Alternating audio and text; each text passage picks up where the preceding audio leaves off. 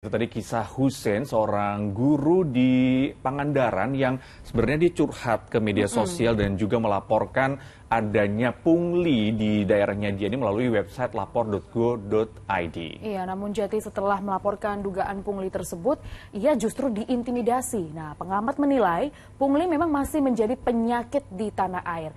Kita diskusi bersama Sylvia Scholastika. Saya capek. Saya guru, saya cuma pengen ngajar, udah itu aja, Pak.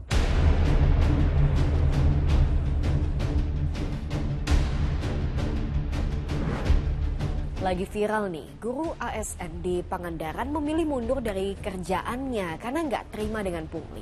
Nggak terima, dia laporin dong. Tapi setelah dilaporkan, justru bukannya dapat solusi, dia malah ngaku diintimidasi. Kita diskusi.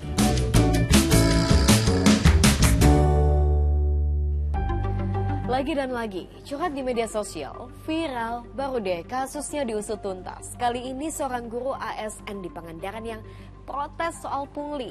Ini nih postingan awalnya.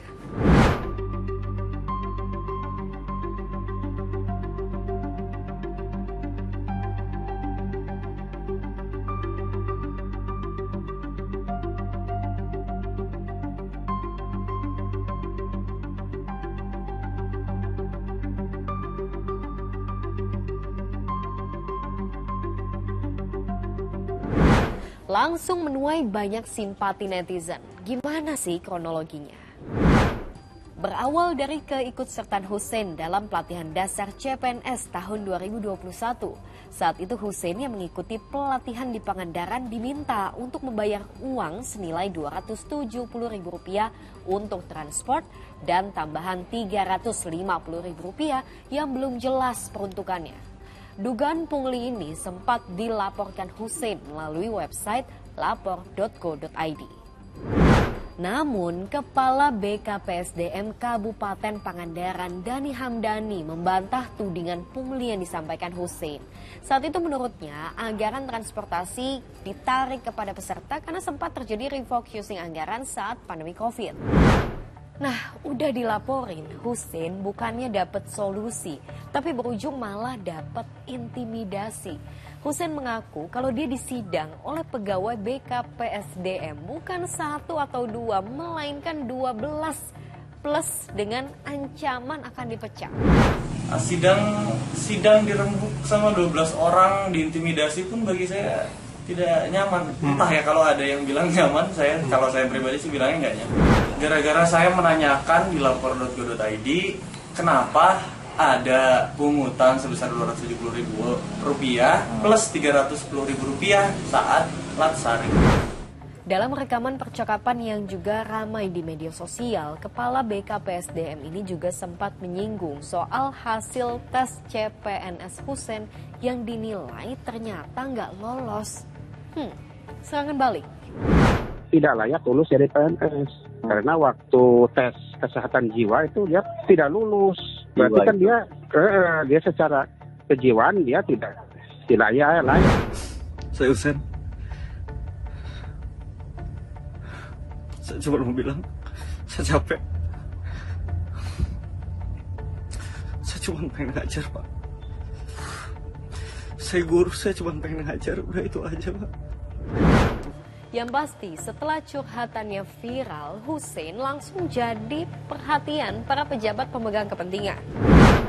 Gubernur Jawa Barat Ridwan Kamil memanggil Hussein pada Rabu petang untuk mendengar langsung gimana sih duduk perkaranya. Kita cari solusi-solusinya, dicari keadilannya, dan kita berikan juga nanti opsi-opsi yang penting karena beliau ini sudah PNS. Jadi PNS itu susah ya, mengalahkan puluhan ribu. Kita cari solusi yang paling pas, mudah-mudahan baik buat Pangandaran, baik juga buat Kang Hussein-nya. Nah, Kamis siang giliran Hussein dipanggil Bupati Pangandaran JJ Wiradinata. Harapannya Hussein tetap bisa mengabdi, karena bagaimanapun Pangandaran masih sangat membutuhkan tenaga pengajar. Ingin mendapat cerita yang utuh dari Kang Hussein berkaitan dengan persoalan yang dialami dan disampaikan pada saya, itu sudah. Tapi lainnya tentu lebih saling memberikan support agar beliau juga berbaik. Saya juga mendoakan agar Pangandaran lebih baik. Terus sepakat untuk di ASN. Dan tawaran saya tetap di sini, tawaran Pak Gubernur di Bandung. Nah, silakan pertimbangkan. Itu ya. Jadi guru, selamanya jadi guru ya? Jadi keluar dari ASN ya? Keluar saya jadi ya? Enggak saya udah ngomong tetap ya. Nanti kalau dia masih pengen di sini gimana, karena kebijakan Pak Emil dan Pak JJ saya dipertahankan.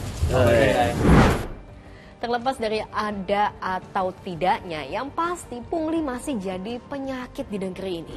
Menurut saya ini harus dilakukan penanganan secara menyeluruh komprehensif, dan saya berharap tidak ditutup masalah ini, dan aparat penegak hukum juga tidak masuk angin terhadap kasus ini. Jangan kemudian ini ditutup-tutupin seolah-olah hanya terjadi miskomunikasi, seolah-olah itu hanya kekeliruan dalam persepsi, dan itu saya rasa ini harus diintegrasi secara menyeluruh, dan di mana kemudian mereka-mereka yang melakukan pelanggaran hukum diberikan sanksi seberat-beratnya sebagaimana tertuang di dalam Undang-Undang 20 tentang tindak pidana korupsi. Kenapa ya kesannya kok jadi sulit dikritisi, padahal kita nih ada di negeri demokrasi. Yang dituntut pun gak neko-neko kok, cuma transparansi dan tidak menormalisasi hal-hal yang gak wajar dan gak jelas peruntukannya. Menurut kamu gimana? Lanjut diskusi di kolom komentar.